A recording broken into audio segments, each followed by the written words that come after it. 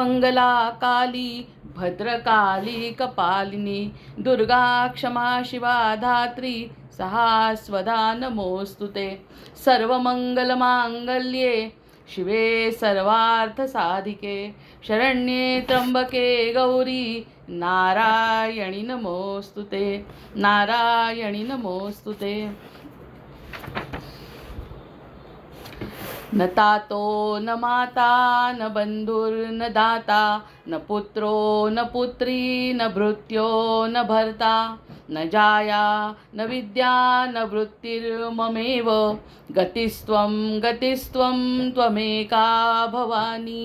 भवाब्दावपारे महादुःखभीरु प्रपात प्रकामी प्रलोभी प्रमत्तः कुसंसारपाश प्रबद्धः सदाहं गतिस्त्वं गतिस्त्वं त्वमेका भवानी।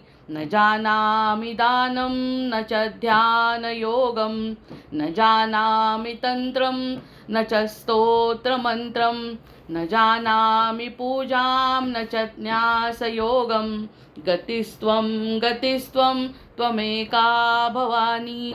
न जानामि पुण्यं न जानामि तीर्थं न जानामि मुक्तिं लयं वा कदाचित् न जानामि भक्तिं व्रतं वापि मातर् गतिस्त्वं गतिस्त्वं त्वमेका भवानी। कुकर्मी कुसंगी कुबुद्धि कुदास कुलाचारहीन कदाचारलीन कुदृष्टि कुवाक्य प्रबन्धः सदाहं गतिस्त्वं गतिस्त्वं त्वमेका भवानी।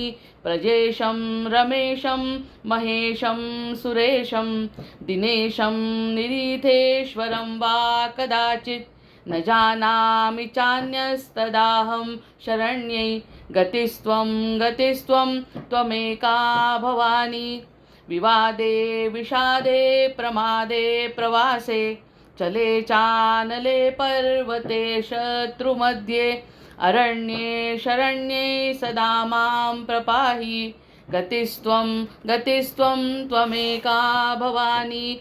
अनाथो दरिद्रो जरारोगयुक्तो महाक्षीणदीनः सदा जाड्यवक्रः विपत्तौ प्रविष्टः प्रनष्टः सदाहं गतिस्त्वं गतिस्त्वं त्वमेका भवानी। गतिस्त्वं गतिस्त्वं त्वमेका भवानी। गतिस्त्वं गतिस्त्वं त्वमेका भवानी। सदा सर्वदा योग तुझा घडावा तुझे कारणी देह माझा पडावा उपेक्षू नको गुणवंता अनंता रघुनायका मागणे हीची आता। हनुमंतांची कुळवल्ली राममंडपा वेला गेली श्रीराम भक्तीने फळली रामदास बोले या नामे शुका सारिखे पूर्ण वैराग्य जाचे वसिष्ठा परिज्ञान योगेश्वराचे कवी वाल्मिका सारिखा मान्य ऐसा नमस्कार माझा सद्गुरु रामदासा। जयाचा जगी जन्म नामार्थ झाला जयाने सदा वास नामात केला जयाच्या मुखी सर्वदा नाम कीर्ती नमस्कार त्या ब्रह्मचैतन्य मूर्ती। नेत्राने गुरुराज मूर्ती आपुली मी जेधवा पाहिली तू विष्णू शिव तूच दैवत मला तू तात तू माऊली। झाला भाव मनात या मग करू कोणास पाचारण प्रल्हादा गुरुराज या नित तुम्हा माझे असो वंदन। ऋषिकल्पम रामभक्तं गुरुयज्ञेश्वराभिधं चतुर्वेदेश्वर प्राणं प्रणमामि पुनः पुनः। जय जय रघुवीर समर्थ। गणेश शारदा चैव सद्गुरु सज्जनस्तथा आराध्य दैवतं गुह्यं सर्वं मे रघुनंदनः। गणेश शारदा सद्गुरु संत सज्जन कुळेश्वरू सर्व ही माझा रघुवीरू सद्गुरु रूपे श्रीराम। माझे आराध्य दैवत परमगुह्य गुह्यातीत गुह्यपणाची मात न चले जेथे यो जातो मरुदंशजोक्षित तले संबोधयन् सज्जनान् ग्रंथं यो रचयन् सुपुण्यजनकं श्रीदासबोधाभिधं यः कीर्त्या पठनेन सर्वविदुषां स्वान्तापहारी सदा सोयम मुक्तिकरक्षितौ विजयते श्रीरामदासो गुरुः. मला वाटते अंतरित्वा वसावे, तुझ्या दासबोधासी त्वा बोध व्हावे. अपत्या परिपाववी प्रेमग्रासा, महाराजया सद्गुरु रामदासा. ब्रह्मानंदं परमसुखदं केवलं ज्ञानमूर्तिं, द्वन्द्वातीतं गगनसदृशं तत्त्वमस्यादिलक्ष्यम्. एकं नित्यं विमलमचलं सर्वधी साक्षिभूतं, भावातीतं त्रिगुणरहितं सद्गुरुं तन्नमामि. गुरुर्ब्रह्मा गुरुर्विष्णु गुरुर्देवो महेश्वरः, गुरुः साक्षात् परब्रह्म तस्मै श्रीगुरवे नमः. अनेन प्रियतां देवो भगवान् जानकीपतिः, श्रीरामचन्द्र पूर्वेषाम् अस्माकं कुलदैवतं. श्रोता वक्ता श्रीराम समर्थ. जय जय रघुवीर समर्थ. जय जय रघुवीर समर्थ.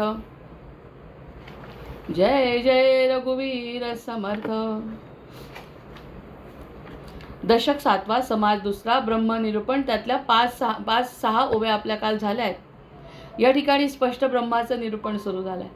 स्पष्ट ब्रह्माचं निरूपण सुरू झालं आहे. त्याच्यामुळे अशक्य आणि न कळणारं अशा प्रकारचं हे निवेदन आहे. या ठिकाणी न कळणाऱ्या गोष्टी असल्यामुळे मन समर्पण केल्याशिवाय या गोष्टी समजणार नाही आहे.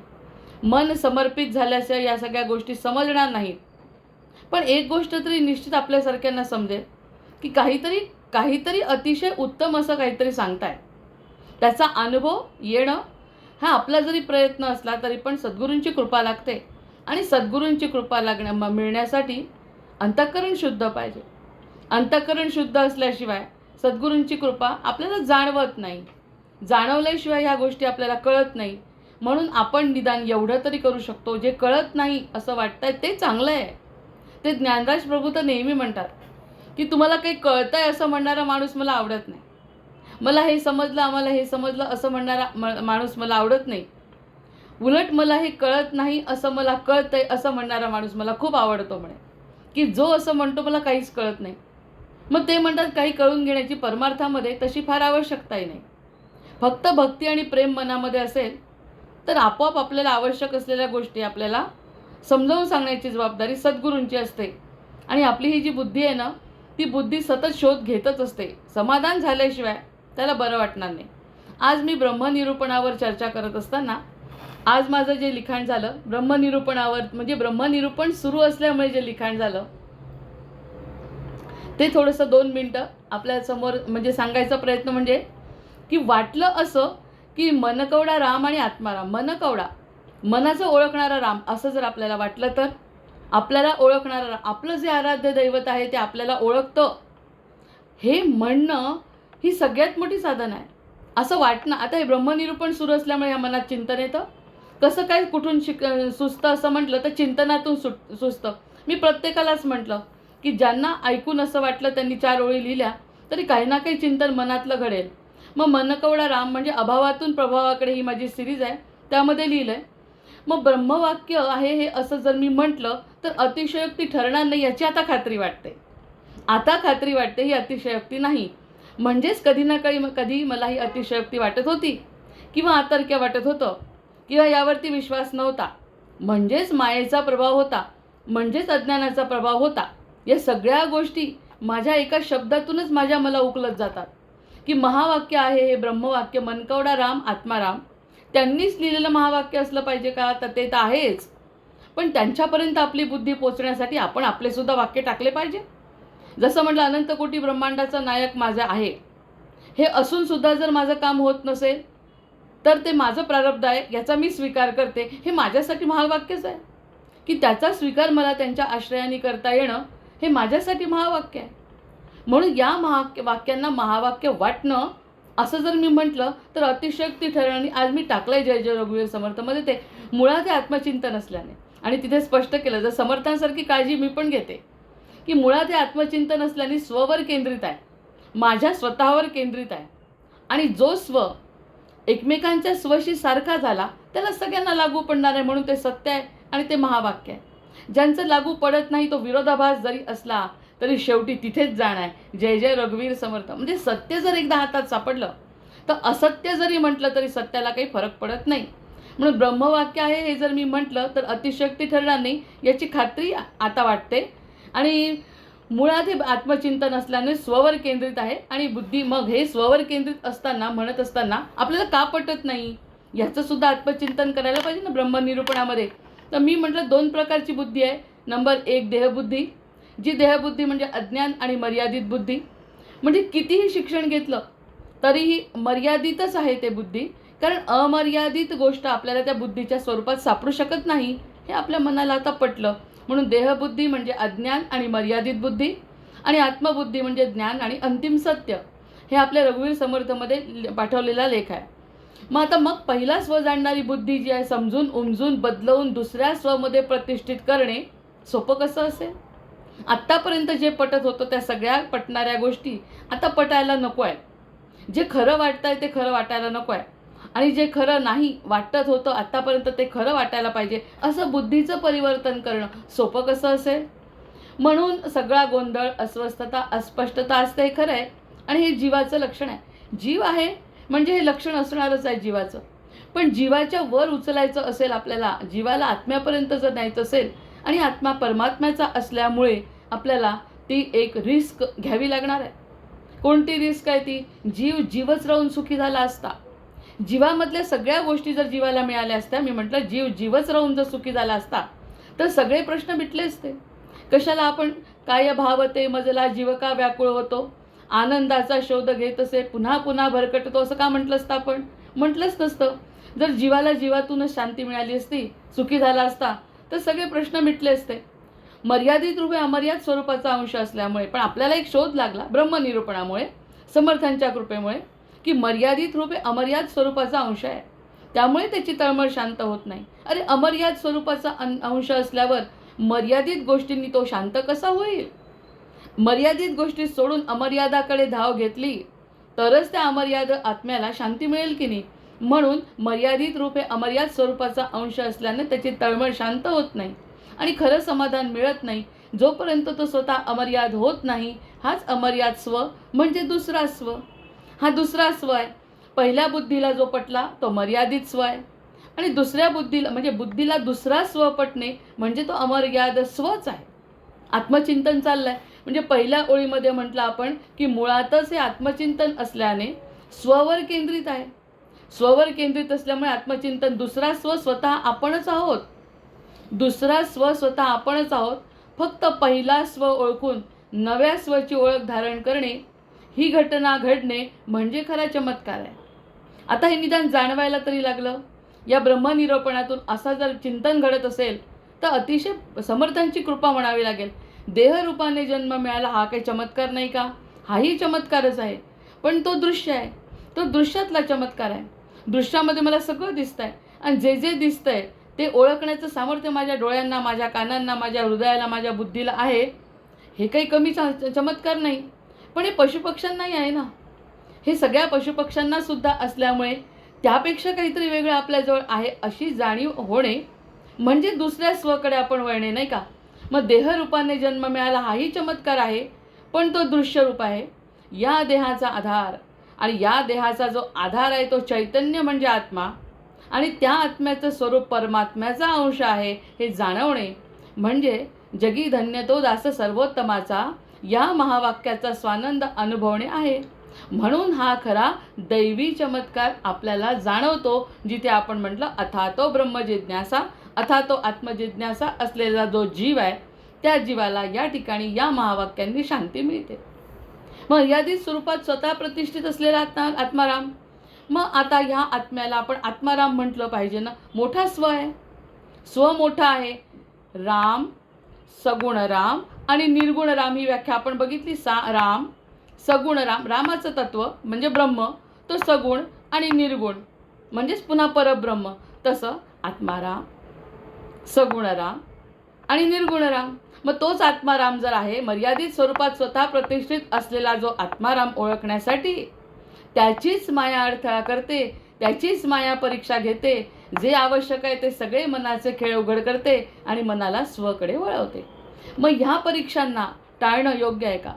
परीक्षा दिल्याशिवाय म्हणजे आपल्याला अर्जुनाला कृष्ण म्हणतोय की जर तू माझ्यामध्ये प्रतिष्ठित आहे, माझ्यामध्ये मनाने प्रतिष्ठित राहा, पण तू युद्ध कर, तुला मी निमित्त केलं आहे, म्हणजे तुझं कर्म तुला करायचं आहे असं जेव्हा सांगितलं, हे सगळं जेव्हा उघड केलं मायेचे खेळ तिने, तेव्हा मर्यादित हा जो स्व आहे, मर्यादित असलेला स्व मोठ्या स्वमध्ये मिसळण्याची इच्छा करतो. आणि मग त्याला जे समजतं, जीवनानुभव घेत घेत सत्संगती सद्ग्रंथ सापडणे ही सद्गुरूंची कृपा आहे. मार्गदर्शन मिळाल्याशिवाय मार्ग कळणार कसा? वेगवेगळ्या पद्धतीने दुसऱ्या स्वची ओळख व्हावी असा प्रयत्न स्वतः सद्गुरू करतात, हीच त्यांची लीला आहे. आत्मनिष्ठ सद्गुरूच आत्म्याची ओळख करून देऊ शकतात. मग मर्यादित स्व अमर्याद स्वमध्ये परावर्तित होतो. महादेव हे देवांचे देव आहेत. त्यांच्या मुखातून आलेली कथा पार्वती मातेसोबत शुकाने श्रवण केली आणि अमरत्व प्राप्त झाले, अशा गोष्टी जीवनाचा आधार ठरतात. मग रामाशिवाय शिव नाहीत आणि शिवाशिवाय राम नाही. भगवान शंकराचे जीवन बघितले तर हे पुढे शंकराची कथा मी लिहिली आणि शेवट त्याच्यानंतर लिहिला आहे मग मी की तिसरा डोळा उघडणे स्वतःचा मार्ग. मग म्हटलं आपण त्याला, आपली ग्रंथसंपदा अथांग आहे, त्यातील एखादा कण जरी वेचता आला आणि त्याची प्रचिती घेण्यासाठी बुद्धीचा निश्चय झाला आणि तसे आचरण करता आले तर आणि तरच मानवी जीवनाचे कल्याण आहे. म्हणून हे चिंतन घडले. मनकवडा राम म्हणजे आत्माराम, त्याचाच खरा आधार आणि साक्षीदारही तोच. जे घडतंय, जे घडेल ते त्याच्या कृपेने घडणार, तर माईक शब्दांना स्थान काय? भगवंत हृदयस्थ आहे. अनुर्वाच्य समासाचं सुद्धा त्यामध्ये भरपूर प्रमाणामध्ये निवेदन आपोआप उतरलं आहे. तर या सगळ्या गोष्टी खरंच त्यांचं ब्रह्मनिरूपण सांगत असताना आपलंही काही चिंतन व्हायला पाहिजे. कारण त्यांनी काय म्हटलं आहे, मी सांगतोय त्याचे गुण सांगतोय, निर्विकार आहे, निर्विकल्प आहे. अरे ते सगळं आहे. ते बाबा महाराज सातारकर म्हणायचे, त्याला इतके शब्द आहेत आत्म्याला, परमात्म्याला. खूप ज्ञानेश्वरीमध्ये शब्द सांगितले आहेत म्हणे, सांगायचे ते की आत्म्याला खूप शब्द, 10-12 शब्द ते सांगतात. आणि ते सगळे शब्द सांगून तुम्ही तोंडपाठ जरी केले तरी तुम्हाला तुमचा आत्मा जो आहे, आत्माराम, तो कसा ओळखता येणार? त्यासाठी अनुभव पाहिजे की नाही? म्हणून हे सांगायचा जेव्हा प्रयत्न करतात तेव्हा अशा प्रकारचं जेव्हा निरूपण असतं त्यावेळी आत्मचिंतन होणं अतिशय गरजेचं आहे.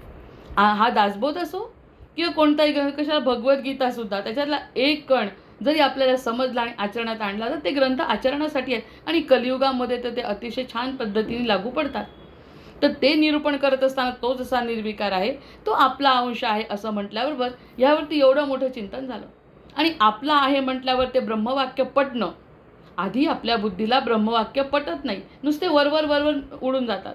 हे असं म्हणतात तर ते उडून जातात. उडून नाही गेले, धारण केले पाहिजे. आणि ते धारण केल्यानंतर जी धारणा पक्की झाली तर मग काही चिंतन, ते चिंतन आपण धारण केलं आणि त्यानुसार सातत्याने वागणं. सातत्याचं निरूपण जे होतं, म्हणजे सातत्याचं जे लेखन होतं ते कालचा लेख होता. तर सातत्य, एकच छोटी गोष्ट सातत्याने केली तर ती गोष्ट आपल्याला मिळते. या सगळ्या गोष्टी कळल्या. एका महाराजांनी सांगितलं की एक प्राणी आहे, तो प्राणी स्वतःचं घर करतो तयार आणि त्या ठिकाणी एक अळी आणून टाकतो. आणि अळी जेव्हा आणून टाकतो, ते अळी आणत असतानाचा जो वेळ आहे तेवढ्या वेळात तो जो आणणारा प्राणी आहे त्याच्याकडे ती अळी बघते आणि त्याच्याकडे ती अळी बघते तेवढंच, फक्त तिचे दृश्य भेट तेवढी झाल्यानंतर तो तिला आपल्या घरामध्ये टाकतो आणि वरून दार बंद करून टाकतो आणि तो सगळं निघून जातो. असं झाल्यावरती त्याचं चिंतन करते ती अळी. ज्यांनी आणलं त्याचं ती चिंतन त्या कोशामध्ये करते आणि त्या कोशामध्ये भिंगरी म्हटलं आहे त्याला, भिंगरी नावाचा तो प्राणी, त्याचं चिंतन करते. आणि चिंतन केल्यानंतर ती जेव्हा बाहेर म्हणजे जेव्हा दार उघडतं उडायला लागते तेव्हा तोच प्राणी बनलेली असते. मग हे सगळं जर तिच्या चिंतनाने घडतं, जे सध्या अळीनी, हे उदाहरण जर आपलं याच्यातलं बघितलं निसर्गातलं, तर ते म्हणतात चिंतनाने ती अळी जर तो कीटक बनू शकते, तर ह्या माणसाला जे चिंतन करण्याची शक्ती दिली आहे, ते चिंतन जर ब्रह्माचं केलं तर तो ब्रह्मस्वरूप आहेच तो मुळात. आणि मुख्य म्हणजे ती अळी तरी तो प्राणी नव्हता, हा तर जीव ब्रह्मस्वरूप आहेच. फक्त नको ते बाजून काढायचं आहे ना, तर तेवढं चिंतनाने होऊ शकतं. इतका तो चिंतनाचा प्रभाव आहे. जसं आपण चिंतन करू तर वाईट अर्थाने सुद्धा घेता येतो ना. मागच्या वेळेस एका उदाहरणामध्ये आपण बघितलं की एकाला काही फाशीची शिक्षा झाली आहे आणि 3 महिन्यानंतर त्याला फाशी होणार होती. जेलमध्ये तो होता आणि 3 महिन्यानंतर त्याला फाशी होणार होती. पण दुसरा एक शास्त्रज्ञ म्हणाला की फाशी होणार आहे, त्याचा जीव जाणार आहे, तर मला एक प्रयोग करू द्या म्हणे. त्यांनी त्याला सांगितलं जाऊन त्याच्याजवळ की तो सापानी मरणार आहे, सर्पदंशाने मरणार आहे. तो म्हणाला मला जन्मठेप मला शिक्षा झाली आहे, जन्मठेप झाली आणि मला फाशी होणार आहे, मी फाशीने मरणार आहे, माझ्या गळ्याला फास आवळणार आहे, हे सगळं मला निश्चित माहीत आहे. आत्ताच मी शिक्षा ऐकून आलो. तो म्हणाला हो ते ठीक आहे, पण तुमची पत्रिका सांगते की तुम्हाला सर्पदंशाने मृत्यू होणार आहे. बस त्यांनी फाशीमधलं मन काढलं आणि सर्पदंशामध्ये विलीन झालं त्याचं मन आणि सारखं मी सर्पदंशाने मरणार, कारण पत्रिका तसं सांगते. आणि एकदा का मनाला पटलं, ते मन कसं वेडं आहे, मनाला जसं पटवलं तसं पटतं आणि मन तसं वागतं सुद्धा. त्यांनी त्याचंच चिंतन केलं, कधी आपल्याला साप चावेल आणि कधी मरू. याच्या विरुद्ध कथा किती निघतात. परीक्षितालाही सांगितलं होतं सर्पांनी मृत्यू, पण सर्पांनी मृत्यू सांगितलं सुद्धा परीक्षिताने भागवत ऐकलं आणि तो अमर झाला. या ठिकाणी मायेचा प्रभाव असा आहे की त्यांनी चिंतन सापाचं केलं. केव्हा साप येईल म्हणजे त्याची फाशी राहिली बाजूला आणि हा साप कुठून येईल, कसा येईल. मग अचानक तो रात्री जेव्हा फाशी द्यायच्या आदल्या दिवशी तो जेव्हा झोपला होता, तेव्हा हा माणूस आतमध्ये गेला, जेलर. चुकून तो झोपलेला असताना हळूच त्यांनी दरवाजा उघडला आणि त्यातून त्याला इंजेक्शन दिलं, साधं छोटंसं. बस झोपेतला असूनसुद्धा त्याला वाटलं हे जे काहीतरी पायाला तो निघून गेला, पायाला चावलं म्हणजे साप, आणि त्याला समजलं की आपल्याला साप चावला म्हणजे सर्पदंश जे म्हणत होते तो झाला. आणि जेव्हा त्याला दुसऱ्या दिवशी फाशी देण्यात आलं, तेव्हा त्याचा मृत्यू फाशीनं न जाता होता, त्याचं सर्वांग निळं पडलं होतं. ही मनाची ताकद आहे. म्हणजे जेव्हा त्याचं पोस्टमॉर्टम केलं तेव्हा कळलं हा फाशी नाही, त्याच्या आधीच तो विषाने मेलेला आहे. प्रत्यक्षात कुठे विष होतं, प्रत्यक्षात कुठे साप होता, हे सगळे मनाचे खेळ आहेत. मग मनाचे खेळ करून त्या भिंगरीनी जर आपल्या स्वतःला मोठं फुलपाखरू बनवू शकते, हा एवढा मोठा जीव जर मनाने मरू शकतो, मनानेच मरू शकतो काही न होता. एखादा जीव तशीच घटना घडत असताना त्या घटनेकडे दुर्लक्ष करून भागवत ऐकू शकतो आणि अमर होऊ शकतो. तेच 7 दिवस आहेत. तर या सगळ्या घटना आपल्याला चिंतनावर भर द्यायला शिकवतात. हे सगळं चिंतनासाठी चाललं आहे, वाचनासाठी नाही चाललं आहे. कणभर जरी ऐकलं तरी चिंतन अशा पद्धतीचं वेगवेगळ्या गोष्टी सांगण्याचं कारण हे की इथून तिथून ते पटलं पाहिजे आपल्याला. मग आपल्या मनाला, स्वतःच्या मनाला वेगवेगळे विषय जेव्हा मिळतात ना, तेव्हा मनाला फार आनंद होतो की आपल्या मनाला हारलं ना तरी आनंद होतो की हे मला हरवलं पण आनंद देऊन हारला आहे. ते काही चुकीची हरलेली नाही. कुठेतरी चांगल्या ठिकाणी मन रमत असेल तर ही हार मला मान्य आहे असं म्हणणारं सुद्धा मन म्हणजे सद्गुरूंची कृपा आहे. म्हणून ते ब्रह्मवाक्य आहे मानण्यासाठी ही बुद्धी तयार होणं, ही सुद्धा आपले प्रयत्न आणि सद्गुरूंची कृपा. आपले प्रयत्न नंतर, सद्गुरूंची कृपा आधी. मग सद्गुरूंच्या कृपेने या सगळ्या गोष्टी घडल्यावर मग आता ते काय बोलतायत त्यापेक्षा आपल्या मनात काय येतं आहे आता, हे खूप महत्त्वाचं आहे. पटलं हो हो हो हो हे सगळं पटलं मला असं म्हणण्याने जे त्यांना एक प्रकारचा उत्साह येईल, तो उत्साह त्यांना आल्यानंतर त्यांचा जो आनंद आहे तो खरंच शिष्यापर्यंत पोचेल. अशा प्रकारचं हे चिंतन ब्रह्मनिरूपण आहे. आता सगळ्या प्रकारचे ब्रह्म सांगणार आहे, पण सध्या मूळ ब्रह्माबद्दल जेव्हा ते बोलत आहेत तेव्हा ते म्हणतात ब्रह्मशब्दी ऐसे तैसे. कोणी काही सांगेल, कोणी काही सांगेल. प्रत्यक्षात सत्य एकच आहे, पण सांगण्याची पद्धत वेगवेगळी आहे. कोणी हिंदीत बोलेल, कोणी इंग्लिशमध्ये बोलेल, कोणी मराठीत बोलेल, कोणी संस्कृतात बोलेल, असं तसं बोलेल, पण सत्य एकच आहे. बोलीचे त्याहूनही अनारिसे, पण जे बोलतात ना त्यापेक्षा विलक्षण आहे. अनारिसे म्हणजे विलक्षण शब्द आहे समोर, अनारिसे ते विलक्षण आहे.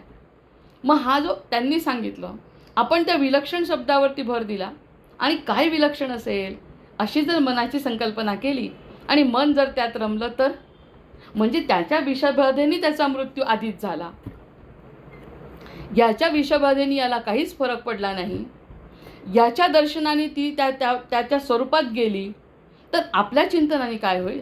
विलक्षण आहे तर आपणही विलक्षण होऊ. काहीतरी विलक्षण काय मिळेल त्याची कोणतीही आपल्याला ठाव ठिकाणं नाही आहे, पण काहीतरी आनंदाचं आहे, काहीतरी चांगलं आहे, हे या जगात जे नाही त्याच्यापेक्षा काहीतरी आहे. म्हणून ते म्हणतात कसंही काही बोललं तरी त्याहीपेक्षा ते विलक्षण आहे. म्हणजे एखाद्याला जर विलक्षण अनुभव आला तर तो म्हणे अच्छा असं एक आहे. म्हणजे असा प्रत्येकाचा वैयक्तिक अनुभव त्या ब्रह्माबद्दल येऊ शकतो. कारण ब्रह्माचाच अंश आपण असल्यामुळे तो द्यायला उत्सुक आहे. आणि ते परमहंस आणि विवेकानंदांची गोष्ट त्या ठिकाणी पुन्हा लागू होते की परमहंसांजवळ असलेलं ज्ञान फक्त नरेंद्रांच्याच जवळ द्यायचं होतं त्यांना, अशी काहीतरी व्यवस्था देवाची होती. जेव्हा तो तिथे पोचला ताबडतोब ते सगळं त्यांना ब्रह्मज्ञान दिलं. म्हणजे मुखाने नाही दिलं, त्याच्या डोक्यावर हात ठेवला. मग डोक्यावर हात ठेवल्याबरोबर कोणता ग्रंथ, कोणतं बोलणं, कोणतं श्रवण, कोणतं मनन, कोणतं चिंतन, काय घडलं. त्यांनी कशाचं तरी विलक्षण चिंतन केलं, त्यामुळे विलक्षण असा सद्गुरू सान्निध्य सापडलं आणि त्यामुळे काहीतरी विलक्षण जीवनात घडलं.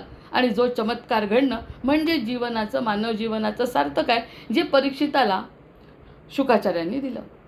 मग तेच सगळीकडे अत्रतत्र सर्वत्र तेच आहे. त्याच्यामुळे कधी भागवतातून सांगतील, कधी ज्ञानेश्वरीतून सांगतील, कधी भगवद्गीतेतून सांगतील, कधी हे सांगतील, कधी ते सांगतील, कधी एखादा जाणारा रस्त्यावरचा व्यक्ती सांगून जाईल. कोण सांगेल त्याचा काही भरोसा नाही. आणि तो घेणारा जर तयार असेल तर कुणाच्याही मुखातून ते ब्रह्मज्ञान त्याला मिळेल आणि तो मुक्त होईल. ह्या प्रकारचं जर बोलायचं असेल म्हणून कितीही लोकांनी कोणत्याही पद्धतीने वेगवेगळ्या पद्धतीने बोललं, ऐसे तैसे बोलले, तरी ते त्यापेक्षा विलक्षण आहे. आलेला अनुभव जरी एक असला तर येत असतानाची जी अवस्था आहे त्या विलक्षण आहेत. परिते श्रवण अभ्यासे पाहिजे ब्रह्म. तरी पण श्रवण सतत केलं पाहिजे, सतत श्रवण केलं पाहिजे. श्रवणातून जे आनंद मिळतो तो आनंद म्हणजे ब्रह्मापर्यंत जाण्याचा एक मार्ग आहे. सोडायचं काहीच नाही आहे. न सोडता श्रवण केल्यावर असं इथपर्यंत आपण काल थांबलो.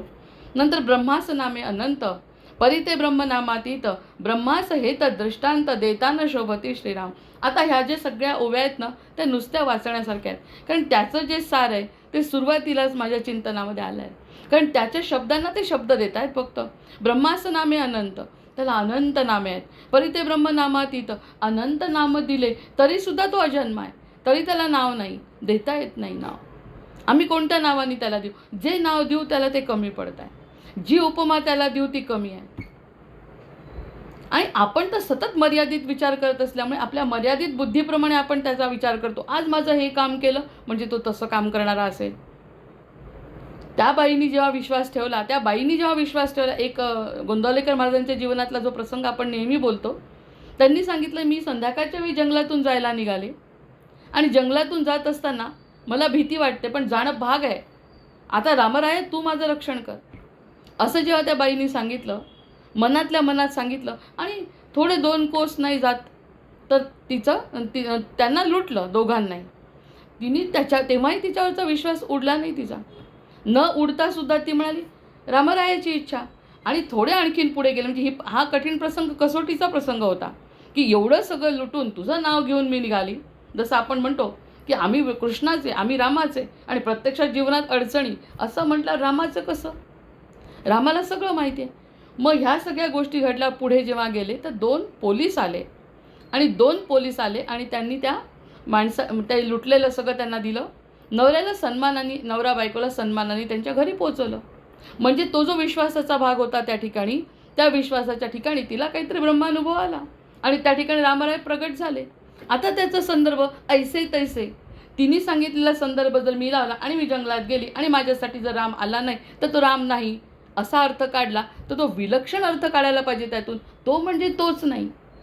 मी बसमध्ये जायला गेली आणि मला कोणी वाचवलं नाही असा जर अर्थ लावला तर हा विलक्षण अनुभव आहे. एकाला आला म्हणजे दुसऱ्याला तोच अनुभव येईल असं नाही. प्रारब्ध वेगळं आहे ना प्रत्येकाचं प्रारब्ध वेगळं आहे. त्यामुळे ब्रह्माचा अनुभव घेण्याची जी पायरी आहे ती वेगवेगळी आहे. अनुभव एकच आहे. मग आता जर आपण म्हटलं आम्ही गाडीत चाललो आणि आम्हाला वाचवलं नाही, आमच्यावरती अत्याचार झाला, मग कुठे राम आला असं म्हटलं की त्या ठिकाणी बुद्धीच्या वैभव त्या ठिकाणी चालतच नाही, तर्क त्या ठिकाणी चालत नाही. पण तो अनुभव खरा आहे, त्यावरती जर स्थिर झाला तर ती गोष्ट मनातून जात नाही. आता आणखी एक गुरु शिष्य आहेत की ते गुरु इतके निर्लेप आहेत, इतके निर्विकार आहेत, जसे आमचे प्रल्हाद महाराज. कोणता शिष्य समुदाय नाही, काही बोलणं नाही, काही प्रवचन नाही, फार मोठा अट्टहास नाही कशाचा, स्वतःच्या जीवनामध्ये आनंदी. नाही तो गुरुपरंपरा तयार केली असती त्यांनी, पण तसं न करता शांत निर्विकार निर्विकल्प खरंच ब्रह्म असे असताना जर एखादा शिष्य त्यांच्याजवळ आला आणि शिष्य त्यांचा शिष्य झाला, पण त्याची एक परंपरा त्यांनी सांगितली की तू जा आणि या ठिकाणी 2-4 दर्शन घेऊन मग शेवटी पुन्हा माझ्याकडे ये, असं त्या महाराजांनी त्यांना सांगितलं. आमच्या महाराजांनी पण नाही बोलत आहे, मी ऐकलेली गोष्ट आहे. मग त्यांनी तेव्हा सांगितलं, आणि सांगितलं तेव्हा तो असंच करायचा. यांच्याजवळ जायचा, नंतर त्या ठिकाणी 2-3 ठिकाणी जे देवळं होते तिथे जायचा, तिथे पाणी द्यायचं, काहीतरी करायचा आणि वापस यायचा. पुन्हा महाराजांजवळ येऊन बसायचा, त्या साधूजवळ येऊन बसायचा. पण या साधूला इतका आनंद झाला एक दिवस. शेवटी प्रेम आहे, इतकं प्रेम दाटून आलं की ह्याला काहीतरी द्यायचं आहे, आपल्याला दिलंच पाहिजे. आता ह्याची भक्ती इतकी फळाला आली आहे की दिलंच पाहिजे. इतकं सुंदर प्रसंग आहे हा, खरंच द्यावंच पाहिजे, दिलं पाहिजे. अशी तो म्हणजे स्वतः निर्विकार असून सुद्धा ह्याला काहीतरी फळ दिलं पाहिजे, याची भक्ती फळायला आली म्हणून, फक्त बाकी काही दुसरं कारण नाही. तर त्यांनी एकच सांगितलं त्याला की तू जेव्हा उद्या जाशील आणि कुणी जर तुला आवाज दिला तर तू त्या ठिकाणी थांब. पुढचं पुढे तो करेल, पण तू जर कोणी आवाज दिला तर तू थांब म्हणाले. तर हा म्हणाला हो.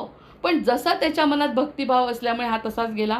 पुन्हा त्या ठिकाणी देवळात गेला, नंतर दुसरीकडे गेला, पाणी दिलं आणि वापस धावत धावत महाराजांकडे येऊन बसला. महाराजांकडे येऊन बसल्यावर ह्यांना सगळं समजलं. अरे तू काहीच नाही घेतलं, म्हणजे तू एकाने आवाज दिला, तुला सांगितलं होतं ना, तुला आवाज दिल्यानंतर थांबायचं होतं, तुला सांगितलं होतं ना. तर म्हणे मला लक्षात नाही आलं, आणि मला असं वाटलं की कोणीतरी काहीतरी मागत असेल, कोणीतरी काहीतरी मागत असेल असं मला जाणवलं. तर हे म्हणाले त्याच्यावर, हे वृंदावनातली गोष्ट असल्यामुळे वृंदावनामध्ये सगळे मागणारे नाही, कदाचित देणारासुद्धा मागे येऊ शकतो. बरं, तुझ्या लक्षात नाही आलं, आणि मी ज्या अर्थी तुला म्हटलं होतं त्या अर्थी तो देणारा होता. असं म्हटल्याबरोबर आपल्यासारख्यांना काय वाटलं असतं की बापरे, महाराजांनी दिलं आणि आपलं सुटलं. म्हणजे जसं त्या बाईचं लुटल्या गेलं आणि सगळं सुटलं. असं म्हटलं, गेला ना तो संधी, आणि संधी एकदाच येते. समर्थ म्हणजे जे सद्गुरूंनी दिलेली संधी एकदा येते, हे पण ऐकून आहे. पण तो एक क्षणही विचलित झाला नाही. म्हणे एक क्षणही विचलित झाला नाही. तो म्हणाला, गेलं तर गेलं, मला तुमच्याजवळ यायचं होतं तर मी आलो. मला काय गेलं आणि काय मिळालं याच्याशी काही नाही, कारण सर्वोत्तम मला ऑलरेडी मिळालं आहे म्हणाला. हे म्हटल्यावर हे महाराजसुद्धा हेलावले, जे निर्विकार निर्विकल्प आहेत त्यांच्यासुद्धा डोळ्यातून पाणी आलं की कसा आहे हा, आपल्यावरती किती विश्वास ठेवतो. अरे दिलं होतं ना मी तुझ्या कृपेने तुला सगळं, तरी तू घेत नाही, आणि घेतलं नाही, तुझ्या लक्षात नाही आलं. आता मी तुला सांगतो, अरे खूप मोठं काहीतरी होतं तुझ्याजवळ, तर तू ते सोडलं, तरी त्याला काही वाटत नाही. तर तो त्याच्यावरती काय उत्तर देतो, नाही त्यांनी सध्या नाही उत्तर दिलं. अजून दुसरा प्रसंग, ते रडले, त्यांच्या डोळ्यात पाणी आलं, आणि त्यांनी त्याला सरळ उचललं आणि आपल्या छातीशी लावलं. आणि ते म्हणाले की जशी माय जशी लेकराला छातीला लावते तसं त्यांनी त्याला छातीला लावलं. आणि हा निगरगट्ट मुलगा काय म्हणतोय बघा, जर मी ते घेतलं असतं तर तुम्ही मला जवळ घेतलं असतं का. प्रत्यक्ष जे मला मिळवायचं होतं माझ्या भाग्यामध्ये ते सगळं त्या भगवंतानी तुमच्या रूपातच दिलं आहे. इतकं जवळ मला तुम्ही घेताय, जर मी ते घेतलं असतं तर तुम्ही मला जवळ घेतलं असतं का. ही असते भक्तीची परीक्षा, आणि ही असतं ब्रह्माचा अनुभव. ते म्हणतात प्रत्यक्ष भगवंत तुला दिला तरीसुद्धा तुझी श्रद्धा ढळली नाही, आणि तू माझ्याजवळ आला, मी तर तुला ऑलरेडी सगळं दिलं आहे. असं भगवंतानी जे दिलं आहे ते माझ्या रूपात तू पाहिलं. म्हणजे जिथे श्रद्धा आहे तिथे त्याला तो अनुभव येतो. ह्या प्रसंगातून प्रत्येकाला वेगवेगळं काहीतरी अनुभवायला येतं. या प्रसंगामध्ये तो म्हणाला, तुम्ही जी मला जवळ घेतलं तो प्रसंग म्हणजे मला सर्वोत्तम काय आहे माझ्यासाठी ते भगवंताने आधीच दिलेलं आहे. त्यामुळे जे हातातलं सुटलं त्याच्याकडे माझं लक्ष जाण्याचं काही कारण नाही. हे सजल झाले, एकदम इतकं भरून आलं आहे त्यांना. मी निर्विकार असून मला मायेत अडकायचं नसून या शिष्यांनी म्हणे मला अगदी गुंतवून टाकलं. अशा प्रकारची ही शिष्य आणि गुरु परंपरा असते. गुरु द्यायला कमी करत नाही, शिष्य घेतच नाहीत, कारण गुरु म्हणजेच सगळं. हे सगळं जेव्हा कळतं ना, म्हणजे बुद्धीच्या पर्यायत नाही या सगळ्या गोष्टी. आपण बुद्धिवान असतो तर अरे किती दिवस त्याच्यात गेला असता, महिने त्याच्यात गेले असते, काय सुटलं हातातून. गुरूंनी काहीतरी दिलं होतं आणि माझ्या हातातून सुटलं. हा जो संकल्प बुद्धीचा आहे ना, तो बुद्धीचा संकल्पच या वेगवेगळ्या गोष्टीतून काढून टाकायचं समर्थांना. या सगळ्या गोष्टी ऐकल्यानंतर खरं प्रेम, खरी भक्ती, खरं समर्पण आणि ब्रह्म काय आहे, या सगळ्या गोष्टी या सगळ्या शिष्य आणि गुरूंच्या आणि गुरूंच्या शिवाय हे शक्य नाही आहे. तर वृंदावनात आपले महाराजही तसेच, ते म्हणाले द्यायचं काय आहे, माझ्याजवळ काही मागू नका, मला सगळं माहिती आहे काय घडायला पाहिजे. परीक्षा होत असेल तर परीक्षा, आनंद मिळत असेल, सगळं मला माहिती आहे, मी सगळं जाणतो, फक्त तुम्ही विश्वास ठेवा. आता म्हणे त्या महाभारतामध्ये 5 लोक आहेत. 5 लोक म्हणजे कोण महत्त्वाचे, भीष्म आहेत, त्याच्यानंतर अर्जुन आहे, त्याच्यानंतर द्रौपदी आहे. आणि हे जे 5 लोकांच्या बाबतीत कृष्ण अडकला आहे ना, म्हणजे कृष्ण अडकला म्हणजे कृष्णाचं विशेष प्रेम आहे या 5 लोकांवरती. तर सगळ्यात महत्त्वाचं म्हणजे कुणासाठी कृष्ण लढला. आपण प्रत्येकजण उत्तर देतो भीष्माला तर अपोजिट गेल्यामुळे लढलाच नाही. आणि धर्मराज पांडवांबद्दलही पांडवांनी चुका केल्या, त्यांचे भोगसुद्धा त्यांनी भोगले. त्यांनीच द्रौपदीला दावावरती लावलं आहे.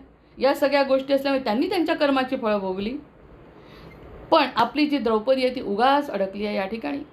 आणि उगाच अडकली असं म्हटल्यावर भगवंतांना सगळ्यात जास्त प्रिय आणि हे सगळं महाभारत तिच्यासाठी केलं की माझ्या द्रौपदीला सगळं मिळालं पाहिजे. मग ह्या सगळ्या चुका ज्या घडल्या त्या सगळ्यांनी केल्या. हिची काही चूक नाही, ही त्यात भरडली गेली. याज्ञसेनी असूनसुद्धा, हिच्याजवळ सगळी ताकद असूनसुद्धा ही भरडल्या गेली या 5 लोकांमुळे. हे जेव्हा लक्षात आलं तेव्हा तिचा 5 पती जिवंत राहतील असा वर कृष्णाने दिला, म्हणजे भीष्मांच्याच कडून दिला गेला. भीष्मांनी ओळखलं की कृष्ण आहेत समोर म्हणून. या सगळ्या गोष्टी ज्या घडल्या तेव्हा महत्त्वाचा मुद्दा हा पण नाही आहे. महत्त्वाचा मुद्दा आहे की जेव्हा श्रीकृष्ण ती अशी अस्ताव्यस्त पडली होती, चिरहरण झाल्यानंतर, ते वस्त्रहरण झाल्यानंतर जेव्हा ती शांत अशी चिडून झोपली होती जेव्हा घरामध्ये, तेव्हा कृष्ण जेव्हा दरवाजा थोटवून आतमध्ये आले तर तिला म्हणाले, द्रौपदी तुला आता या सगळ्यांना क्षमा करायची. आणि तिने विदाऊट म्हणजे आपण म्हणतो एक कणाचा निमिषाचा सुद्धा वेळ न सांगता केशवा मी माफ केलं. मग नंतर तिने विचारलं यांना यांची शिक्षा नाही का मिळणार. ते म्हणे मिळतील, त्याची शिक्षा त्यांना मिळतील, पण तू कारण होऊ नको, तू कर्म वाढवू नको स्वतःचे, तू माझ्यावरती विश्वास ठेव, पुढचं काय करायचं ते पाहतो. पण तिने जेव्हा त्यांनी सांगितलं क्षमा, इतकी उद्ध्वस्त झालेली स्त्री, शाप देऊ शकणारी, सूर्य तिच्या हातात ऐकणारा, सगळेजण तिच्या ऐकणारे, ती शाप देऊ शकलीस ते सगळ्यांना. पण कृष्णाने जसं म्हटलं तिला की तुला क्षमा करायची आहे, एका मिनिटात बुद्धीला समर्पण. म्हणजे अर्जुनाला सुद्धा त्रास झाला समर्पण करायला, पण द्रौपदीला नाही. मग द्रौपदीने एका क्षणात जे उत्तर दिलं आहे त्या ठिकाणी कृष्ण फिदा. मग पुढचं बघायचं म्हणे. आणि मग त्यांनी तिला समजावून सांगितलं, तू कशाला दोष घेते स्वतःच्या दुसऱ्यांच्या मरणाचा आणि दुसऱ्याच्या दुःखाचा. मी आहे ना. किंवा त्यांची कर्म त्यांची दुःख त्याला देतील. ती तर पांडवांकडे बघायला सुद्धा तयार नव्हती, इतकी चिडलेली होती. मला आता यांच्याकडे बघायचं नाही, हे 5-5 ज्यांचा मी मान करत होते तेच माझे नाही राहिले असं जेव्हा म्हटलं तरी कृष्णाने सांगितलं, कृष्ण क्षमा कर. आणि क्षमा कर म्हटलं बरोबर तिने क्षमा केली. असंच अंतर्हृदय काहीतरी सांगत असतं, ते जर ऐकलं तर तो कृष्ण भगवंत हृदयस्थ आहे, त्याचं ऐकलं तर पुढचं सगळं तो करतो. हे त्यामध्ये सांगायचं. म्हणजे 5 लोकांपेक्षा द्रौपदी का आवडत होती. प्रत्येक वेळी प्रश्न तत्वाचा बघितला जातो आणि जो प्रश्न तत्वाचा समजल्यावर मग ब्रह्माचा अनुभव येतो. प्रत्यक्षात कृष्ण सगळ्यांच्या समोर होता, पण अनुभव म्हणे तो माझी सगळ्यात लाडकी कोण असेल तर द्रौपदी आहे. म्हणजे उच्च पातळीवरचे उदाहरणं जेव्हा बघतो, शबरीचं उदाहरण बघतो, या सगळ्या उच्च पातळीवरून ब्रह्माचा अनुभव मायेच्या पलीकडे आहे. हेच मला फक्त सांगायचं, बाकी काही नाही. मायेच्या पलीकडे जर माणूस गेला, ज्या ठिकाणी मला असं वाटतं क्षमा नाही करायची पण करावी लागते, तेव्हाच कुठे काहीतरी अनुभव येतो. कारण बुद्धीच्या पर्याय हे समर्थ सगळ्यात पहिल्यांदा सांगतात. या सगळ्या गोष्टीने बऱ्याच गोष्टी स्पष्ट होतात. कारण ब्रह्मनिरूपण त्यांनी जे केलं आहे त्याच्यावरती आपल्या चिंतनाच्या शिवाय अर्थ नाही. म्हणजे त्यांनी जे सांगितलं ते समजण्यासाठी हे चिंतन, वेगवेगळे गोष्टी ज्या आत्तापर्यंत आपण दृश्य निरसनात जेवढ्या गोष्टी नाही झाल्या तेवढ्या ब्रह्मचिंतनात आहे. कारण ब्रह्म हे सत्य आहे. सत्याला समजणं, या सत्य समजण्यासाठी वेगवेगळ्या प्रकारच्या गोष्टी, वेगवेगळ्या प्रकारचे प्रसंग, वेगवेगळ्या प्रकारचं प्रकृतीचं निरीक्षण आवश्यक आहे. मग या सगळ्या निरीक्षणातून ब्रह्म आपला आहे, तो आपला आहे. पण तो आपला आहे म्हणत असताना ती जबाबदारी आपली आपण जर घेतली तर त्या कसोटीत आपण उतरलं पाहिजे की नाही, तेव्हा कुठे तो दिसेल. हे 3 जे उदाहरणं बघितले तर तो दिसण्यासाठी या सगळ्या कसोट्या पार करणं आवश्यक आहे. ह्या कसोट्या जो पार करतो तो एक तर स्वकष्ट करतो आणि त्याच्यावर सद्गुरूंची कृपा असते. त्यामुळे सद्गुरूंच्या कृपेने सगळ्या काही गोष्टी घडतात. ज्ञान नाही आणि जे काय आवश्यक आहे आपल्या जीवाच्या कल्याणासाठी ते मिळतं. मग ते जे ब्रह्म आहे ते त्याचं नाव, आता ह्या ब्रह्माला, ह्या आनंदाला कोणता अनुभव घेणार आहे, तो अनंत आहे. आणि अनंत असूनसुद्धा त्याला नावच नाही. अनंत आहे. आता तर त्या कृष्णाच्या 4 नावांमध्ये सुद्धा फरक मी एखाद दिवशी सांगेन. 4 नावांमध्ये अनिरुद्ध, प्रद्युम्न आणि वासुदेव हे जे 4 विशेष नावं आहेत ना, त्याच्यामधलाही काय फरक आहे, आपल्याच मनाच्या अवस्था आहे म्हणतात. त्या ज्या अवस्था सांगितल्या ना तर ब्रह्म समजू शकेल. तर त्यासुद्धा अवस्था म्हणजे तो सुद्धा कृष्ण नाही आहे. प्रद्युम्न, अनिरुद्ध सुद्धा कृष्ण नाही. कृष्ण म्हणजे कृष्ण पण नाही आहे. कृष्ण म्हणजे परमात्मा पण नाही, ब्रह्म नाही, ते नावच नाही सांगतायत. त्या अवस्था पार कराव्या लागतात आणि अवस्था पार केल्यावर कोणतीच अवस्था नाही अशी जी अवस्था आहे ती ब्रह्माची अवस्था आहे. मग त्याला नाव काय द्यायचं आणि दृष्ट काय बघायचं? आणि तो आपला आहे, आपण त्याचा आहे. या ठिकाणी थांबते. ब्रह्माचं नामे अनंत परिते ब्रह्मनामातीत ब्रह्माचं हे तर दृष्टांत. हा जो दृष्टांत त्यांनी दिला तो दृष्टांत समजावून सांगण्याचा चिंतन करते, प्रयत्न सांगण्याचा नाही करते, चिंतन करते, रिकलेक्ट करते मेमरीमध्ये, की अशा अशा गोष्टी पुन्हा पुन्हा विचारायच्या, आजोबांना विचारायच्या, वडिलांना विचारायच्या, ज्ञानी माणसाला विचारायच्या. हा संबंध काय? मग प्रत्येकाचं उत्तर मिळतं आहे. मग ब्रह्मात हे तर दृष्टांत देताना शोभ, असे जर दृष्टांत दिले तुम्ही तर ते शोभतील का? त्या बाईने तिचं, या बाईचं त्यांनी काम केलं म्हणजे राम माझ्यासाठी अशा रूपात आला पाहिजे असं म्हणणं चालेल का? ब्रह्म सत्य, जगन मिथ्या, जग सगळं मिथ्या आहे.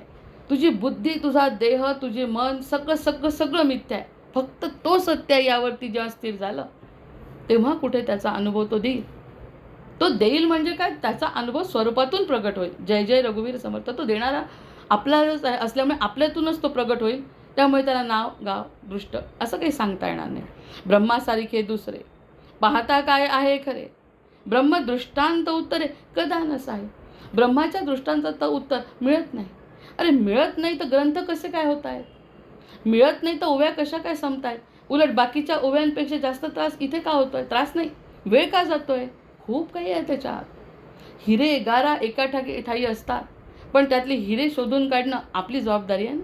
हिरे गारा एका ठाई, सद्गुरु कृपेमुळे हिरे सापडतात. मग ह्या गारा बघायच्या का हिरे बघायचे? हे बघत असताना त्यांना जे म्हणायचं आहे त्यातून मला काय वाटतं, हा अतिशय महत्त्वाचा अनुभव या ठिकाणी प्रत्येकाने घेतला पाहिजे. म्हणून ते श्लोकसुद्धा म्हणतात, यतो वाचो निवर्तन्ते अप्राप्य मनसासह. जे काही वाचनी अनुर्वाच्य जो समासामध्ये जे काही वाचनी सांगता येत नाही ते अप्राप्य मनसासह, मनाच्या सोबत अप्राप्य आहे. मनाच्या सोबत बुद्धीच्या सोबत अप्राप्य आहे.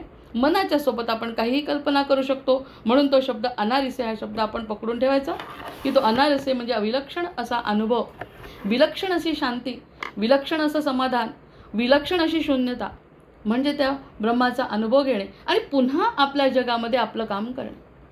तो अनुभव घेतल्यानंतर पुन्हा आपल्या जगामध्ये आपलं काम करणे, असा अर्थ समर्थांना अपेक्षित आहे. नंतर जेथे वाचा निवर्तती मनासी, जेथे वाचा निवर्तती मनासी नाही ब्रह्मप्राप्ती, ऐसी बोलली श्रुती सिद्धांत वचन. सिद्धांत वचन आहे की ज्या ठिकाणी जेथे वाचा निवर्तती मनासी नाही ब्रह्मप्राप्ती, ऐसी बोलती श्रुती सिद्धांत वचन. बुद्धीच्या क्षेत्रामध्ये विचार केला तर या ठिकाणी ब्रह्मप्राप्ती शक्य नाही. कल्पना रूप मन पाही, ब्रह्मी कल्पनाची नाही. आता या पुन्हा कल्पनेवरती गेलं. मन कल्पना करतं, तो विलक्षण आहे, तो धनुर्धारी आहे, तो अजानुबाहू आहे, त्याचे केस कुरळे आहे. राम जन्मला ग सखे राम जन्मला, म्हणून कल्पना करतो राम जन्मला. ब्रह्माला हातपाय फुटले, कृष्णाचा जन्म झाला. या सगळ्या गोष्टी मनाच्या कल्पना आहेत. असं विचार केलं तर या मनाच्या कल्पनेतून कृष्ण पकडता येणार नाही, मनाच्या कल्पनेतून राम पकडता येणार नाही, कारण ती कल्पना आहे. कल्पनेपासून ब्रह्मदेव आणि ब्रह्मदेवापासून कल्पनेची उत्पत्ती. त्यामुळे ब्रह्मदेवाच्या व्यतिरिक्त आपल्याला काही सुचणार नाही. ब्रह्मदेवापर्यंत भले बुद्धी जाईल की ब्रह्मदेवाने अशी निर्मिती केली, हे ब्रह्मांडाची निर्मिती केली, असे असे सगळे प्रकार आहेत इथपर्यंत. पण तो त्याच्यावर आहे ना, त्याच्यावर मनाची कल्पनासुद्धा तिथपर्यंत जाऊ शकत नाही. म्हणजे मनाला शांतच करून टाकायचं सरळ सरळ. कोणताही विचार मनात तू करू नको, कोणताही विचार बुद्धी तू करू नको. तू शांत होऊन जा काही काळ. जर तुला ब्रह्माचा अनुभव घ्यायचा असेल तर काही क्षण निवांत हो, काही क्षण निवांत झाल्याशिवाय. आणि त्यांनी म्हटलं हे सिद्धांत वचन आहे. हे वचन आहे की ज्या ठिकाणी मन बुद्धी चित्त अहंकार चालू असतील त्या ठिकाणी ब्रह्माचा अनुभव येऊ शकत नाही. आता मनासी जे अप्राप्य, आता मनासी जे अप्राप्य ते कैसे होईल प्राप्त, ऐसे म्हणालं तरी कृत्य सद्गुरु विण. मग आता मनाला शांत करणं हे आपल्या हातात जरी असलं तरी मनाला शांत करून त्याचा पुढचा जो अनुभव आहे, जे परवापासून आपण बोलतोय की आपण आता पाताळातून पृथ्वीवर उभं राहायला लागलो आहे. मग उभं राहिल्यानंतर पुढचा जो प्रवास आहे, जर मला परदेशात जायचं असेल तर विमानाची शिवाय पर्याय नाही. मग त्या विमानामध्ये इंधन असल्याशिवाय पर्याय नाही. मग इंधन आणि विमान हे घेतल्यावरच मला परदेशात जाता येईल. तसं एखादा रॉकेट जर आपल्याला अंतराळात सोडायचं असेल तर इंधन लावून त्या रॉकेटला सोडावं लागेल, नाही तर गुरुत्वाकर्षणाने पुन्हा ते रॉकेट आपल्या पृथ्वीवर पडणार आहे. मग पुन्हा पृथ्वीवर पडण्याची शक्यता आपली खूप दाट आहे. पुन्हा म्हणजे एक तर चढतच नाही, आणि चढलंही तरी पडण्याची प्रक्रिया खूप आहे. कारण मन पुन्हा असं काही नाही, इतका त्रास झाला, इतके वर्ष झाले, अजून काही नाही, मनाचे खेळ चालूच राहणार आहे. मग त्या मनाच्या खेळांना थांबवायचं ते, त्याच्यामुळे ते शक्यच नाही म्हणतात. मनाच्या शहाय्याने तुम्ही जायचं ठरवलं तर कोणत्या क्षणी तुम्ही घसराल सांगता येत नाही. म्हणून सद्गुरूंचं रॉकेट लागलं पाहिजे. सद्गुरूंचं जर रॉकेट असेल मागे, तर सद्गुरू आपल्याला डेस्टिनीला पोहोचवतील. हे सिद्धांत वचन त्यांना पटवायचं आहे. स्वतःचं मन शांत करून टाका या या या समासापासून. कोणत्याही प्रकारचा विचार, मनन, चिंतन, ब्रह्म कसं, मी कसं, हा विचार सोडून द्या आणि सद्गुरूंना शरण जा. म्हणजे चौथा जो दशक आहे त्यापासून त्यांचं जे चाललं आहे, म्हणून मंगलाचरण करून करून, मंगलाचरण करून करून, कारण त्यांनी सांगितलं आपल्या बुद्धीच्या द्वारे आपण पुन्हा जमिनीवर पडू, आपल्याला वर खेचणारे फक्त सद्गुरू आहे. सद्गुरू विण नाही. म्हणजे 12वी ओवी आपण रिपीट करू शकतो. आता मनासी जे अप्राप्य ते कैसे होईल प्राप्त, ऐसे म्हणालं तरी कृत्य सद्गुरू विण. सद्गुरू विण जे कृत्य घडेल ते घडते नुसती धावपळ, ओढाताळ आणि पुन्हा त्रास. ते इकडचा त्रास संसारातला कसा बसा सुटला की संसारात दुःख आहे, दुःख निवृत्ती झाली, पण आनंद प्राप्ती मनाने होऊ नाही शकत. आनंदाची प्राप्ती होणं, हा 2 भाग अतिशय वेगळे मला पहिलेपासून भुरळ पाडतात. दुःख निवृत्ती तरी सांगून सांगून सांगून काही खरं नाही, काही खरं नाही, हे खरं नसतं, पटतं. देहाचं काय, देह तर मरूनच, हे सगळं पटतं, पण आनंद प्राप्ती होत नाही. उदासीनता येते. उलट हे जर कळलं तर उदासीनता येते. मग उदासीनता नाही, सगळे व्यक्ती आनंदात, आणि त्याची त्वचा आणि त्याचा देह आणि त्याचा ऑरा म्हणजे प्रभा सगळं बदललं पाहिजे. त्याची विचार प्रणालीच बदलली पाहिजे. करचरण कृतं वा कायजं कर्मजं वा, असं झालं पाहिजे. अशी शंकराचार्यांचा आशीर्वाद आहे. असं व्हायला पाहिजे, नाही तर हे होणार नाही. मग आता होणार नाही हे वाईट आहे का? होणार नाही म्हणजे आपण पृथ्वीवर राहू, आपण पशु नाही होत. आता काही झालं तरी नीच योनीला जात नाही, पण पुन्हा जन्म येईलच ना. ते त्या पृथ्वीवरचं जीवन संपवायचं असेल तर बाकी सद्गुरूंना शरण जा. सद्गुरूंनी सांगितलं ते करा. आमच्या काकूला इतका त्रास होता, भयंकर, इतका भयंकर त्रास, मानसिक, शारीरिक, आर्थिक सर्व वेदना तिने भोगल्या. तिच्याकडे बघून आपण सगळे भेटायला जाणारे, काय बाई सहन करते, काय बाई सहन करते. आमची सगळ्या जावा असो, सासरे असो, दीर असो, सगळे सगळे म्हणायचे कशी सहन करते. एकच व्यक्ती आमच्यातला म्हणजे खराब होता जो व्यक्ती वागायला, तर त्या व्यक्तीचा हिला भयंकर त्रास. तरीसुद्धा शेवटच्या क्षणापर्यंत तिच्या चेहरा, आणि ती काही सुरुवातीला रडली असेल त्याच्यामुळे तिच्या डोळ्यातले अश्रूसुद्धा नाही, आणि हसण्याचा तर काही प्रश्नच नाही. नेहमी शांत भाव तिच्या चेहरा, रडायची पण नाही आणि हसायची पण नाही. कितीही चांगली घटना घडली तर ती हसतही नव्हती. मी खूप लाडकी, कारण तिला सगळी मुलं आणि मी एकटीच आमच्या घरामध्ये मुलगी असल्याने अतिशय प्रेम करायची. माझ्या लग्नात सुद्धा ती हसली नाही. म्हणजे हे तिचं न हसणं म्हणजे स्थितप्रज्ञाचं लक्षण मला वाटलं. कारण इतकं दुःख भोगलं, इतकं दुःख भोगलं. अगं मी नुसती बघते ना तुझ्याकडे, हेच खूप आहे. त्याच्या डोळ्यामध्ये जे बघणं आहे ना, तेच खूप आहे. याच्या व्यतिरिक्त मी अधिक चांगलं करू शकणार नाही. माझी ती मर्यादा संपली आता. म्हणजेच ती सरळ सरळ अमर्यादामध्ये मिसळली होती. इतका आनंद असून सुद्धा ती आनंदी नाही होऊ शकत. कितीही दुःख असलं तरी ती रडत नाही. मग या सगळ्या गोष्टींनी निगरगट्ट मन होऊन उदास नव्हती, नाही तर रडत बसलीस. डोळ्यातून पाणी, इतरांना सांग, उदासी नाही. म्हणजे ते तेज मला अजूनही आवडतं. हे जे तेज तिचं रूप आहे, तेजस्वी रूप तिचं, ते अजूनही मनाला उरळ घालतं की अशा परिस्थितीत जर राहू शकतो माणूस, तर तिला नक्कीच कोणता तरी अनुभव आला आहे, म्हणून तर ती स्थिर राहू शकते. या सगळ्या स्थिरतेचा अनुभव म्हणजे ब्रह्मानुभव. कोणाला पुढे समर्थांनी म्हटलंच आहे, लहान तोड, गरीब श्रीमंत, या देशातला त्या देशातला कोणातही फरक नाही. गरिबाचा वेगळा नाही, श्रीमंताचा वेगळा नाही, सगळ्यांचा अनुभव एकच आहे. तो कोणालाही देऊ शकतो. मग ती जी साधना आहे, त्या साधनेला आपण नतमस्तक असतो, ती कुठेही दिसो. मग या सगळ्या गोष्टी, हे सगळे उदाहरणं काय सांगतात की ब्रह्माचा अनुभव हा अतिशय विलक्षण, वेगळा, जो इतरांना नाही समजू शकत. आता त्या क्षेत्रात विचार करायला लागल्यावर समजलं की तिथं स्थितप्रज्ञता हेच कदाचित ब्रह्माचा अनुभव असेल. म्हणून येरे तेरे ऐसे तैसे सांगत जातात, पण अनुभव घेणारा जो असतो ना, तो स्वतःहूनच खेचून घेतो. तो अनुभव, वेगवेगळ्या अनुभवातून आपण ते शिकत राहतो. म्हणून त्यांनी म्हटलं, कल्पना रूप मन पाही, ब्रह्मी कल्पनाची नाही, म्हणून वाक्य काही अन्यथा नव्हे. म्हणून कोणत्याही प्रकारचं अन्य वाक्य या ठिकाणी लागू पडत नाही. आता मनासी जे अप्राप्य ते कैसे होईल प्राप्त ऐसे म्हणाल तरी कृत्य सद्गुरु विण नाही. म्हणून सद्गुरूच्या विण हे कृत्य होणे नाही. भांडारगृहे भरली. त्यांनी उदाहरण दिलं आता की भांडारगृहे भरली परी असती अडकिली. भांडारगृह भरलेलं आहे आणि त्याला बाहेरून कुलूप आहे आणि त्याची किल्ली नाही आहे. हातास न येता का किल्ली सर्व ही अप्राप्य. भांडारघर भरलंय, कुलूप लागलाय, कुलपाची किल्ली हरवली आहे. कुलपाची किल्ली हरवली तर भांडारगृहाचा उपयोग काय? भांडारगृह भरलेलं आहे, कुलूप लागलेलं आहे, किल्ली हरवली. भांडारगृह असून सुद्धा किल्ली हरवल्यामुळे भांडारगृहाचा आपल्याला काही उपयोग नाही. किल्ली हरवली ना त्याची, म्हणून तरी ते किल्ली के कवण मज करावे निरूपण ऐसा श्रोते पुसे खुण वक्त यासे. आता हा जो चिवट श्रोता आहे तो काय म्हणतो, मग ती किल्ली म्हणजे काय? ती किल्ली कुठे होती असा प्रश्न विचारणार ना, मग ते पुढे उत्तर देणार त्याचं. अरे भांडारगृह भरलंय, कुलूप लागलंय, किल्ली हरवली आहे, मग कसं दिसणार भांडारगृह तुला? आणि भांडारगृहाचा आनंद कसा मिळणार? तिथल्या सगळ्या पदार्थाचा स्वाद तुला कसा मिळणार जर कुलूप लागलंय आणि किल्ली नाही आहे? तर तो म्हणतो मग किल्ली म्हणजे काय हे तर सांगा. भांडारगृह आहे, किल्ली कोणती? मग आमच्या जो आनंद आहे, पण आनंदाला कुलूप लागलाय, किल्ली कुठे आहे? त्याची किल्ली काय आनंद मिळण्याची? काय इतकं सगळं समोर असून सुद्धा जर आम्हाला आनंदच मिळत नाही तर खऱ्या आनंदाची किल्ली. हो बोला दादा. खूप छान झालंय. मी बोलतो नंतर बोलतो. बोला बोला बोला ना, सांगा ना, सांगा सांगा. नंतर नंतर बोलतो. तर या ज्या गोष्टी घडल्या तर त्यांनी सांगितलं की सद्गुरु विण नाही भांडारगृहे भरली परी असती अडकिली. हातास न येता किल्ली सर्वही अप्राप्य. सर्वही अप्राप्य आहे ना. मग हा जर उदाहरण दिलं तर लागलीच ते म्हणतात तरी ते किल्ली ते कवण मग करावी निरूपण. मग ती किल्ली जी आहे ती कोणती आहे ते मला निरूपण करा.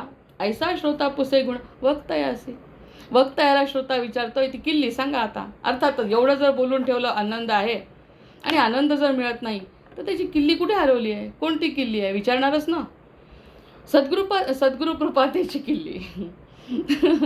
त्यांनी सांगितलं सद्गुरूची कृपा ही किल्ली, दुसरी किल्ली नाही. सद्गुरूची कृपा असेल तर ती किल्ली. आणि हा अनुभव तर आपण सुद्धा घेतोय. हो इतकं चांगले सत्संग आणि इतकी चांगली चिंतन मनन फक्त सद्गुरू कृपेनेच घडू शकतं. ही संधीसुद्धा सद्गुरू कृपेनेच घडू शकते. पुन्हा नेत्राने गुरुराज मूर्ती आपुली मी जे धवा पाहिली. तू विष्णू शिव तूच दैवत मला तू तात तू माऊली. झाला भाव मनात या मग करू कोणास पाचारण. प्रल्हाद गुरुराज या नित तुम्हा माझे असो वंदन. माझे असो वंदन. जय जय रघुवीर समर्थ.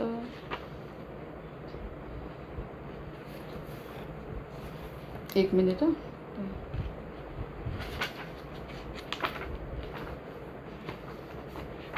जय जय रघुवीर नाही व्हायचं. समर्थ. अरे हो झालंय. हा झालं ना? हो झालं.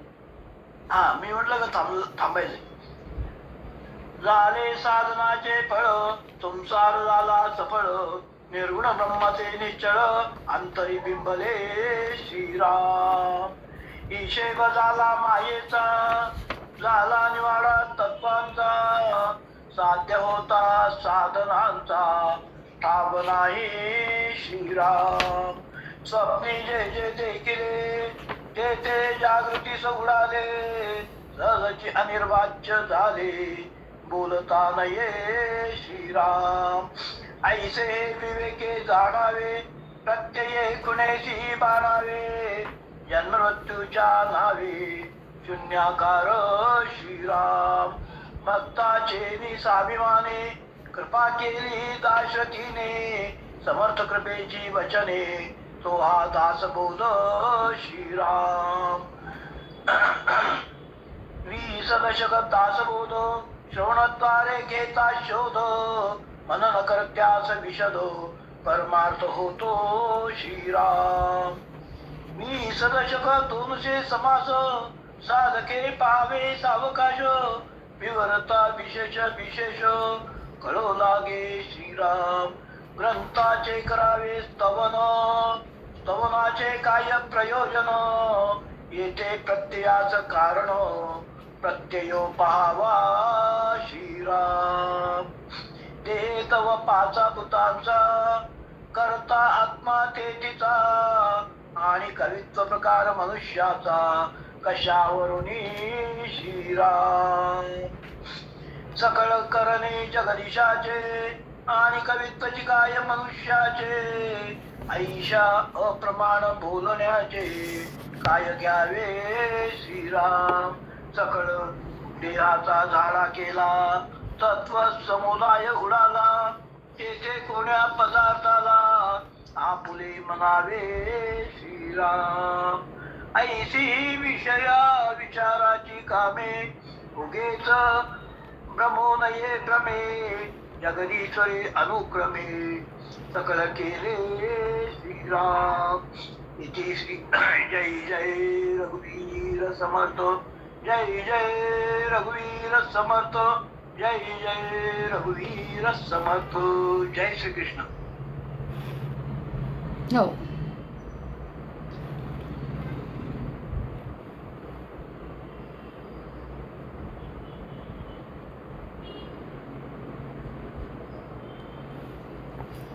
मला भुजंग प्रयोग म्हणायचं होतं, पण ठीक आहे.